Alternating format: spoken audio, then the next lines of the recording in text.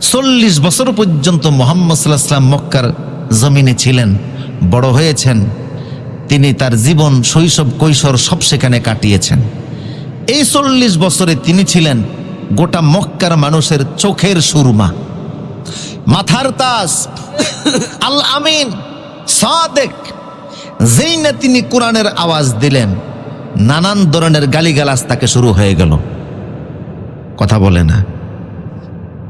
ওহীপ্রাপ্ত হয়ে তিনি মক্কায় এসে যেই দাওয়াত দেওয়া শুরু করলেন, নানান ধরনের গালিতে আল্লাহ রসুলকে কষ্ট দেওয়া হলো। যতগুলি গালি মক্কার লোকেরা দিয়েছে, তার ভিতরে অন্যতম একটা গালি ছিল পাগল বলে। বলুন কি বলে? পাগল বলছে আল্লাহ রসুলকে।